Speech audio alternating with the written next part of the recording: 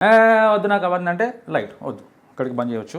And ఇంకొకటి, ఈ video చేయడానికి ముఖ్య కారణం మా కిరణ్. సో పండగ అంటే మీనింగ్ ఏంటంటే జీవితాన్ని మళ్ళీ ఒకసారి కొత్తగా స్టార్ట్ చేయమని. మీకు అన్ని శుభాలే జరుగుతాయి ఒక సంవత్సరంలో, జరగవు. మనందరము మన జీవితంలో ప్రతిరోజు ఏదో ఒక స్ట్రెస్లో గడుపుతూ ఉంటాం. ఏ పండగ రోజు ఎందుకురా ఇవన్నీ, సక్సెస్ వస్తే ఇక నా అంత రోడ్లు లేకుండా రెచ్చిపోకు, నీ అహంకార పరాభవం. ఉగాదికి నువ్వు క్యాలెండర్ మార్చినా మార్చకపోయినా ప్రకృతిలో చేంజ్ కనిపిస్తుంది. లైఫ్ అంటే ఇదిరా అని రిమైండ్ చేయడానికి ఒక స్పిరిచువల్ యాంగిల్ ఉంది ఉగాది అనే పండుగలో.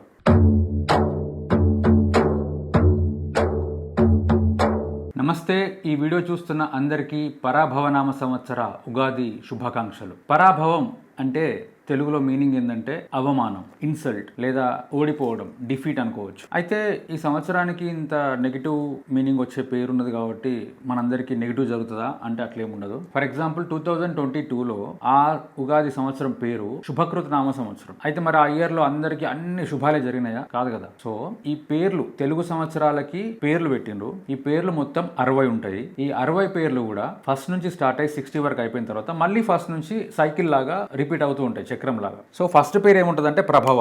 మనం చిన్నప్పుడు తెలుగు మీడియం చదువుకున్న వాళ్ళకి తెలుస్తుంది. ప్రభవ, సెకండ్ విభవ, భయపడకండి, ఇప్పుడు మొత్తం 60 చెప్ప, నాకు కూడా రావు. అండ్ 60th లాస్ట్ ఇది అక్షయ నామ సంవత్సరం అని ఉంటుంది. సో ఈ 60లో ఇప్పుడు మీరు అబ్జర్వ్ చేస్తే ఈ లాస్ట్ అక్షయ ఉంది కదా, ఈ అక్షయకి ఒక మీనింగ్ ఉన్నది తెలుగులో. ఆ పదానికి అక్షయము అంటే క్షయము లేనిది, అంటే ఎండ్ లేనిది, అందుకే లాస్ట్కి పెట్టారు. ఇది మళ్ళీ రిపీట్ అయ్యి ఫస్ట్ నుంచి స్టార్ట్ అవుతుంది, అంటే మీనింగ్ఫుల్ ఉంటుందని చెప్పడానికి ప్రతిదీ. అండ్ ఇప్పుడు మనం ఉన్న ఈ పరాభవ నామ సంవత్సరం అనేది ఏదైతుందో, పరాభవ అనేది 40వది, దీంట్లో 40th ఇయర్. అంటే ఈ 1987లోనో ఎప్పుడో ఇది స్టార్ట్ అయింది, ప్రభవ ఫస్ట్ స్టార్ట్ అయింది. అంటే అంతకన్నా ముందు అక్షయ అవన్నీ ఉండే. అట్లా ఇప్పుడు పరాభవంలో ఉన్నాం.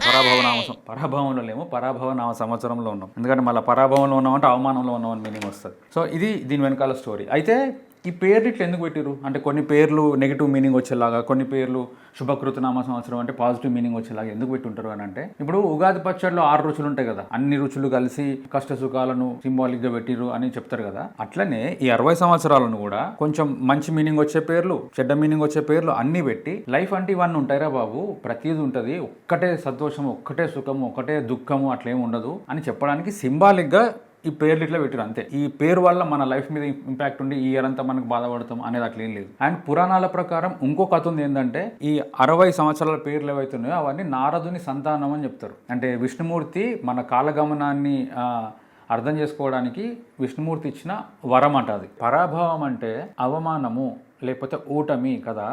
దాన్ని ఎట్లా తీసుకోవాలంటే, నీ అహంకార పరాభవము అంటే నీకున్న అహంకారము, ఈగో పోయింది ఇక్కడితోటి అని అనుకోవచ్చు కదా పాజిటివ్గా. అంటే పాత పద్ధతులకు ముగింపు. నువ్వు ఇంతకుముందు ఆచరించిన విధానాలు ఏవైతున్నాయో కొన్ని, వాటి వల్ల నీకు ఏమైనా నష్టాలు జరిగి ఉంటే దానికి ముగింపు ఇక్కడ నుంచి. ఇప్పుడు కొంతమందికి ఫోన్ అడిక్షన్ ఉందనుకుందాం, అంటే ఫోన్ కంటిన్యూగా చూస్తూ రీల్స్ చూస్తూ ఈ వేలు నొప్పి వచ్చేదాకా చూస్తున్నారు అనుకుందాం. అప్పుడు ఆ పాత పద్ధతికి ముగింపు పెడదాం. పరాభవనామ సంవత్సరం అనగానే మనకే పరాభవం అనుకోకుండా మనకున్న చెడు అలవాట్లకి పరాభవం అది అని అనుకుంటే ఎంత బాగుంటుంది. యాక్చువల్గా వీడియో స్టార్ట్ అయ్యి మనం ఇంత మాట్లాడుకున్నాం కానీ ఉగాది డెఫినేషన్ అంటే తెలుసు అందరికీ, కానీ నేను చెప్పాలి కదా పద్ధతి ప్రకారం. ఉగాది అంటే తెలుగు సంవత్సరాది, అంటే తెలుగు వాళ్ళకి happy new year Telugu calendar ప్రకారం. ఈ తెలుగు క్యాలెండర్ ఏందనేది మనం ఫర్దర్గా మాట్లాడదాం. ఉగాదిని యుగాది అని కూడా అంటారు. అంటే యుగము అంటే కాలము, ఆది అంటే స్టార్టింగ్, కాలము మొదలవుతుంది. ఏం కాలం మొదలవుతుంది? కొత్త సంవత్సరంలో కాలం స్టార్టింగ్, కొత్త సంవత్సరం స్టార్ట్ అవుతుంది, అట్లా కూడా అనుకోవచ్చు. ఇంకో మీనింగ్ కూడా ఉందంట, ఉగము అంటే సంవత్సరం అట. సో అందుకని ఉగాది అంటే సంవత్సరాది, మళ్ళీ దాంట్లోంచి కూడా వచ్చింది. అండ్ పురాణాల ప్రకారం చూసుకున్నా కూడా ఈ ఉగాదికి ఒక మీనింగ్ ఉంది. ఏంటంటే ఈ ఉగాది రోజే బ్రహ్మదేవుడు ఈ సృష్టిని ప్రారంభించిండు అని అంటారు. అది ఎట్లా అంటే, సోమకాసురుడు అనే ఒక రాక్షసుడు బ్రహ్మదేవుని దగ్గర ఉన్న వేదాలని దొంగిలించి సముద్రం అడుగున ఎక్కనో దాక్కున్నాడట. సో అప్పుడు విష్ణుమూర్తి మత్స్యావతారం ఎత్తి ఆ రాక్షసుని సంహరించి ఆ వేదాలు తీసుకొచ్చి మళ్ళీ బ్రహ్మదేవుడికి ఇస్తే, బ్రహ్మదేవుడు ఆ రోజు నుంచి సృష్టిని స్టార్ట్ చేసిండు. ఆ రోజే ఉగాది, యుగానికి ఆది, యుగం స్టార్ట్ అయింది, కొత్త యుగం స్టార్ట్ అయింది. అండ్ ఈ వేదాలు వచ్చినాయి కాబట్టి అజ్ఞానం పోయి జ్ఞానం వచ్చింది ఉగాది రోజు అని, ఇట్లా సింబాలిక్ గా చాలా కథలు ఉన్నాయి దీనికి సంబంధించినవి. అండ్ ఉగాదికి ఉన్న ఇంకొక స్పెషాలిటీ ఏంటంటే, ఇప్పుడు మన న్యూ ఇయర్ ఉంది కదా నా జనవరి 1st, అప్పుడు మనం క్యాలెండర్ మారుస్తాం అంతే. నీకు వెదర్లో చేంజ్ ఏం రాదు. మనకు చలికాలం ఉంటే చలికాలమే కంటిన్యూ అవుతుంటుంది. కానీ ఇక్కడ ఉగాదికి నువ్వు క్యాలెండర్ మార్చినా మార్చకపోయినా ప్రకృతిలో చేంజ్ కనిపిస్తుంది. ఆ పూలు రాలిపోయి మళ్ళీ కొత్త పూలు పూయడం స్టార్ట్ అవుతుంది ఉగాది నుంచి, ఎందుకంటే వసంత ఋతువు స్టార్ట్ అవుతుంది ఈ రోజు నుంచి. సో అది నేచురల్గా చూసుకుంటే మన భారతదేశానికి, మన తెలుగు వాళ్ళకి ఇది కొత్త సంవత్సరం. ఇంకా ప్రకృతిలో కనబడుతుంది, నువ్వు క్యాలెండర్ మార్క్స్ వచ్చేది కాదు. సరే, ఇప్పుడు ఉగాది గురించి మనం కొంచెం బేసిక్ ఇన్ఫర్మేషన్ తెలుసుకున్నాం కదా. ఇప్పుడు అసలు పండగ ఏంది? పండగ అంటే ఏంటిది? మామూలుగా జనరల్గా పండగ అంటే ఏంటిది? కొత్తది, న్యూ. ఏంటిది కొత్తది? కొత్త బట్టలు వేసుకుంటాం, కొత్త వంటలు చేసుకుంటాం, హ్యాపీగా ఉండాలనుకుంటాం, ఆ రోజు మంచిగా మాట్లాడాలనుకుంటాం. ఒకవేళ ఎవరైనా కోపంగా మాట్లాడినా, ఏదైనా చిరాకు పడ్డా కూడా ఏ పండగ రోజు ఎందుకురా ఇవన్నీ, మంచిగా ఉండవు ఈరోజు అని చెప్తారు ఇంట్లో వాళ్ళు. అంటే మిగతా రోజులన్నీ ఎట్లా ఉన్నా కూడా ఈ ఒక్క రోజు మంచిగా ఉందాం అన్న ఒక ఆలోచన మనందరి బ్రెయిన్లో ఉంది కదా. సో ఓవరాల్గా మనము ఒక పండగ రోజు ఏమనుకుంటాం అంటే, మనకున్న పాత మనసుని, చిరాకుని, ఈగోని, గొడవలని, కోపాలని, తాపాలని అన్ని పక్కన పెట్టి మంచిగా ఉందాము అని అనుకుంటాం. కానీ జస్ట్ ఇమాజిన్, ఒకవేళ ఇన్ కేస్ ప్రపంచంలో ఉన్న అందరూ ఈ పండగ రోజు ఎట్లయితే ఉంటా అనుకుంటున్నారో అట్లా ప్రతిరోజు ఉంటాను అనుకుంటే, అంటే అన్నాడు కానీ ఆ ఊహ ఎంత బాగుందో. అది అవదమ్మా. అది ఎందుకు అవ్వదంటే, ఎందుకు కుదరదంటే, మేబీ మనం పాత బట్టల్ని పక్కన పెట్టి కొత్త బట్టలు వేసుకున్నట్టు పాత ఆలోచనల్ని పక్కన పెట్టి కొత్త ఆలోచనలు అంత ఈజీగా ఎక్కించుకోము. అసలు బేసిక్గా ఇక్కడ ఏమవుతుందంటే, మనందరము మన జీవితంలో ప్రతిరోజు ఏదో ఒక స్ట్రెస్లో గడుపుతూ ఉంటాం. అయితే ఈ పండుగ అనేది వచ్చినప్పుడు ఆ ఒక్కరోజు ఆ స్ట్రెస్ని పక్కన పెట్టి ఉందాం అన్న ఒక ఆలోచనతోటి ఈ పండుగని దానికి అటు స్ట్రెస్ రిలీజ్ కోసం ఒక టూల్గా వాడుకుంటాం. యాక్చువల్లీ మంచిదే, కానీ రోజు ఉంటే ఇంకా మంచిది. సో పండుగ అంటే మీనింగ్ ఏంటంటే జీవితాన్ని మళ్ళీ ఒకసారి కొత్తగా స్టార్ట్ చేయమని. ఉగాది పచ్చడి అంటే 6 రుచులని తెలుసు కదా. అవేంటి? తీపి, వగరు, చేదు, పులుపు, ఉప్పు, కారం. ఈ ఆరు మీనింగ్ సింబాలిక్ ఎందుకు పెట్టారంటే, జీవితంలో కోపము, బాధ, కష్టము, సుఖము ఇలాంటివన్నీ ఉంటాయి, అన్నీ కలిపి యాక్సెప్ట్ చేసి తీసుకుంటేనే అది జీవితము అని చెప్పడానికి సింబాలిక్గా పెట్టారు. వావ్ ఎంత బాగుంది, వావ్ ఎంత బాగుంది. అయితే ఇంత సింబాలిక్గా, ఇంత నీట్గా ఉన్న ఈ ఉగాది పచ్చడి తాగి దాంట్లో ఉన్నది అర్థం చేసుకుంటామో చేసుకోమో తెలియదు, కానీ పంచాంగ శ్రవణం అని చెప్తారు ఉగాది రోజు. అది విని అది చెక్ చేసుకొని మన రాశికి రాజపూజ్యం ఎంత, అవమానం ఎంత, ఆదాయం ఎంత, వ్యయం ఎంత చూసుకొని అవి కొంచెం ఎక్కువ తక్కువ ఉంటే నాకు ఈ సంవత్సరం తక్కువ ఉంది అని మళ్ళీ ఫీల్ అవుతాం. ఫీల్ కావద్దు, అన్నీ కలిపి ఉంటాయని యాక్సెప్టెన్స్ తీసుకురావడానికే ఇది పెట్టారు. ఇప్పుడు ఈ ఉగాది విషెస్ గురించి నాది ఒక చిన్న అబ్జర్వేషన్ చెప్తా. మామూలుగా ఎట్లా విష్ చేస్తాం మనం? హ్యాపీ ఉగాది, ఉగాది శుభాకాంక్షలు అని అంటాం. హ్యాపీ ఉగాది అంటే ఉగాది రోజు హ్యాపీగా ఉండు, లేదా ఇక్కడ నుంచి సంవత్సరం మొత్తం హ్యాపీగా ఉండు అని కోరుకుంటున్నా. శుభాకాంక్షలు కూడా అదే, నీకు మొత్తం శుభాలే కలగాలని కోరుకుంటున్నా. కానీ ఇక్కడ విచిత్రం అబ్జర్వ్ చేస్తే, మనం 6 రకాల రుచులు గల ఉగాది పచ్చడిని తింటున్నాం, కానీ ఒకటే రుచిని విష్ చేస్తున్నాం మనం అందరికీ. ఏది ఆ రుచి? ఏంటిదంటే తీపి. తీపి అంటే శుభము, మంచి, హ్యాపీ. ఇది అంటే పాజిటివిటీ మాత్రమే విష్ చేస్తాం మనం ఎవరికైనా, చేయాలి కూడా. కానీ నిజానికి అట్లా జరుగుతుందా? మీకు అన్ని శుభాలే జరుగుతాయి ఒక సంవత్సరంలో? జరగవు. అట్లా అని మన అవతల వాళ్ళకి అశుభం కోరుకోమని చెప్తలేను నేను. అసలు అంటే దీన్ని కొంచెం రిఫైన్ చేయాలి. ఈ విషెస్ని కొంచెం రిఫైన్ చేస్తే అట్లీస్ట్ ఉగాదికి మీనింగ్ ఉంటుంది. ఉగాదికి ఆ పచ్చడి అనే కాన్సెప్ట్ ఉంది కాబట్టి ఉగాదికి మీనింగ్ఫుల్ ఉంటుంది. అదేంటి అంటే ఊరికే హ్యాపీ ఉగాది, ఉగాది శుభాకాంక్షలు అని అనకుండా, జీవితంలో ఈ సంవత్సరం నీకు ఎలాంటి కష్టాలు, పరీక్షలు ఎదురైనా కూడా వాటిని తట్టుకొని స్థిరంగా నిలబడేంత సామర్థ్యం నీకు రావాలని కాంక్షిస్తున్నా.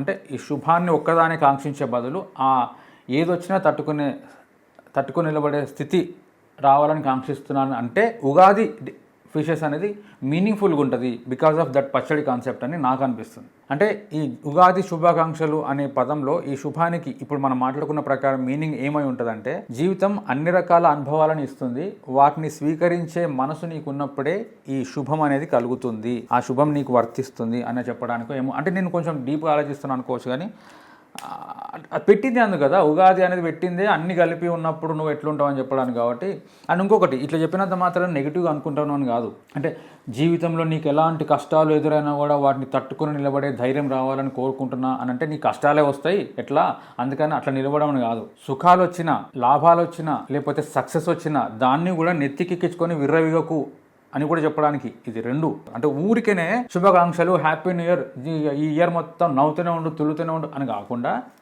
ఇది బ్యాలెన్స్. సక్సెస్ వస్తే ఇక నా అంత టోటల్ లేకుండా రెచ్చిపోకు, సక్సెస్ రాకపోయి ఫెయిల్యూర్ వస్తే అయ్యో నా బతికేంది ఇట్లయిందని బాధపడకు, ఏదొచ్చినా స్థిరంగా ఉండే స్థితికి రా అని చెప్పేంత మీనింగ్ ఉగాదిలో ఉంది, ఆ ఉగాది పచ్చడిలో ఉంది. సో దాన్ని రిఫ్లెక్ట్ చేసేలా ఉంటే బాగుంటుంది, దాన్ని అర్థం చేసుకుంటే బాగుంటుంది. విషయం ఏమన్నది, ఇప్పుడు నేను స్టార్ట్ అయిన వెంటనే నేను కూడా చెప్పిన పరాభవన సంవత్సరం ఉగాది శుభాకాంక్షలు అని చెప్పిన, కానీ ఆ శుభం వెనుక మీనింగ్ ఇంత ఉంది. ఇది మనం అర్థం చేసుకుంటే లైఫ్కి ఇంప్లిమెంటేషన్ చేసుకుంటే బాగుంటుందని నాకు అనిపించింది. సో ఇప్పటిదాకా మాట్లాడుకున్న ఈ ఉగాది పచ్చడి, ఈ విషెస్ చెప్పే విధానము, దీని వెనకాల ఇట్లుంది అనేది మాట్లాడిందంతా ఇక్కడికి లీడ్ చేస్తుంది, అది స్థితప్రజ్ఞతగా లీడ్ చేస్తుంది. మళ్ళీ తిప్పి భగవద్గీతలో శ్రీకృష్ణుడు చెప్పిన స్థితప్రజ్ఞత అనే కాన్సెప్ట్కి వచ్చి ఆగిపోయింది. అది భగవద్గీతలో ఈ స్థితప్రజ్ఞత గురించి ఒక లైన్ ఉంటుంది, దుఃఖములు కలిగినప్పుడు దిగులు చెందని వాడును, సుఖములు కలిగినప్పుడు స్పృహ కోల్పోని వాడును, రాగము ద్వేషము భయము లేనివాడును స్థితప్రజ్ఞుడని చెప్పబడును. అంటే ఈ కంక్లూజన్కి వచ్చి ఆగిపోయింది. అవన్నీ లేనోడు అంటే ఎలాంటి పరిస్థితి వచ్చినా బ్యాలెన్స్డ్గా ఉండేటోడు అని. అంటే మనం ఆలోచించం కానీ ఆలోచిస్తే ప్రతి దాంట్లో బొచ్చడి మీనింగ్ ఉన్నది. అది తీసుకొని ఇంప్లిమెంట్ చేస్తే అద్భుతం, లేకపోతే బాగుంటుంది, చాలా గొప్పది. ఉగాది మన తెలుగు సంవత్సరాది, హ్యాపీ ఉగాది, మన తెలుగు సంవత్సరం మనది గొప్ప అంటే ఇవి మాట్లాడుకొని ఆగిపోవడం సరిపోతుంది, అంతే, అంతకుమించి ఏమి ఉండదు. ఇంకొకటి, ఈ ఉగాది అనే పండగలో ఇంకొక కాన్సెప్ట్, ఇంకొక యాంగిల్ కూడా ఉంది. అదేంటంటే సైక్లిక్ సిస్టమ్. ఇట్లా ఉగాది అనేది ఒక సంవత్సరం అంటే ఏంది, ప్రతి ఇయర్ రిపీట్ అవుతూ మళ్ళీ వస్తూ ఉంటుంది. వసంత ఋతువు అంటే ఇప్పుడు చెట్లు చిగురించి పూలు పూసి ఆకులు కొత్త ఆకులు వచ్చే టైము, ఇదేంది పోతుంది మళ్ళీ వస్తుంది. అట్లనే మన జీవితంలో కూడా సంపద సంతోషం సక్సెస్ పోయినా కూడా మళ్ళీ వస్తాయి. ఎట్ ద సేమ్ టైం దుఃఖము బాధ కష్టాలు పోయినా కూడా మళ్ళీ వస్తాయి. అంటే మనకి ఉగాది పండుగ వచ్చినప్పుడు కొత్త బట్టలు వేసుకొని ఈ రెగ్యులర్గా మనం చేసే పనులు ఏవో అవన్నీ చేస్తాము. దాంతోపాటు జస్ట్ రిమైండ్ చేయడానికి, ఇవన్నీ లైఫ్ అంటే ఇదిరా అని రిమైండ్ చేయడానికి ఒక స్పిరిచువల్ యాంగిల్ ఉంది ఉగాది అనే పండుగలో. నెక్స్ట్, ఉగాది అంటే ఏంటిది? న్యూ ఇయర్ అంటే ఏంటిది? New resolutions. ఫస్ట్ మనం ఏం మాట్లాడినా మీనింగ్ తెలుసుకుంటే మనకు సగం అర్థమైతే సినిమా. రెజల్యూషన్ అంటే సంకల్పం అంటే ఏదైనా చేయబోతున్నా అని గట్టిగా అనుకోవడం, అంతే. కానీ ఉగాది తెలుగు సంవత్సరం కాబట్టి ఈ సంకల్పంతో పెద్ద పని కాదబ్బాయి. అందుకే మనం అనుష్ఠానం చేయాలి. అనుష్ఠానం అంటే ఏంటిది? కొత్త పదం. అనుష్ఠానం అంటే ఇంప్లిమెంటేషన్, అనుకోవడం కాదు. ఇదేం అనుకోవడం, ఇది ఇంప్లిమెంటేషన్. సో ఉగాదికి చేస్తే గీస్తే అనుష్ఠానం చేస్తే బాగుంటుంది. రెజల్యూషన్స్ వద్దు మనకి, రెజల్యూషన్ వల్ల ఉపయోగం లేదు.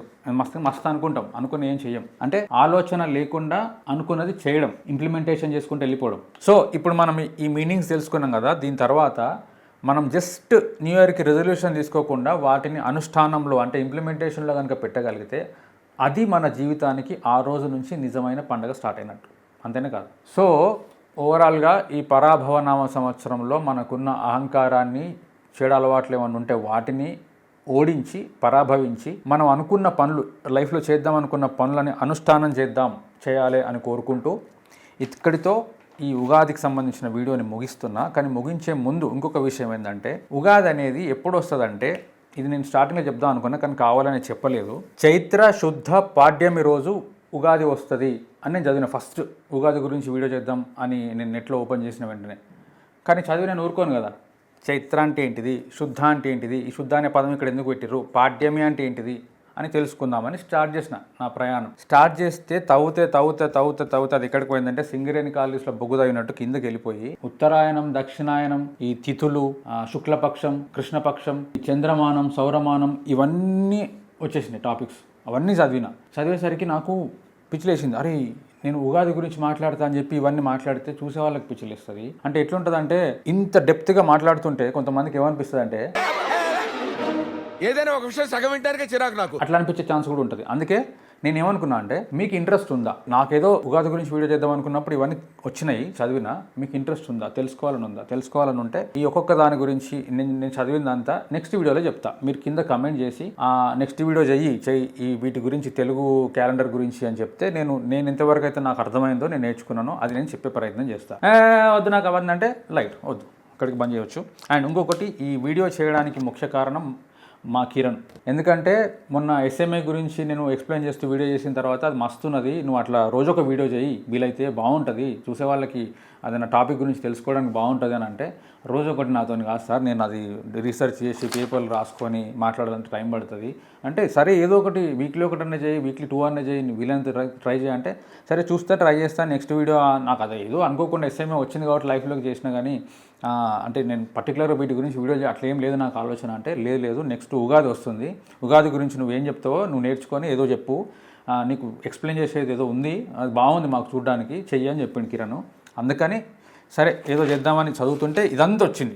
ఇంత చెప్తే మళ్ళీ భయంకరంగా ఉంటుంది. ఆ ఎస్ఎం ఎక్స్ప్లెయిన్ చేసినట్టు అంత ఎక్స్ప్లెయిన్ చేస్తే బాగుండదు పండుగ రోజు ఎందుకు అని చెప్పి నేను ఈ రోజు కావాలని దీన్ని ట్రిమ్ చేసి జస్ట్ 3 పేపర్స్ మాత్రమే నేను నోట్స్ రాసుకొని ఇప్పటివరకు మీకు చెప్పింది నేను అనుకున్నది చెప్పేసిన. జస్ట్ ఉగాదికి రిలేటెడ్గా ఆ మీనింగ్ ఏందనేది ఇన్డెప్త్ కావాలంటే మీరు కమెంట్ చేస్తే నేను ఆ వీడియో చేసేస్తా. So thank you so much ఇప్పటిదాకా వీడియో చూసిన వాళ్ళు ఎవరైనా ఉంటే చూసినందుకు. అండ్ లాస్ట్ వీడియోకి 500 వ్యూస్ ఏమో వచ్చినాయి. 500 వ్యూస్లో నాకు కమెంట్స్ కూడా పాజిటివ్ కమెంట్స్ చాలా వచ్చినాయి. ఒకవేళ ఈ చూసిన వాళ్ళల్లో మీకు అనిపించినట్టు వెంటనే కమెంట్ చేస్తే, అరే ఇగో నువ్వు ఇది బాగా చెప్తున్నావు, ఇది బాగా చెప్తున్నావు, ఇది కొంచెం పెంచాలి, కరెక్షన్స్, మెచ్చుకోవడాలు, ఎనీథింగ్ కమెంట్ చేస్తే బాగుంటుంది. నేను ఎదురు చూస్తున్నా మీ కమెంట్స్ కోసం. Thank you so much. అందరికీ మళ్ళొకసారి పరాభవనామ సంవత్సర ఉగాది శుభాకాంక్షలు. This is Ram. బాయ్.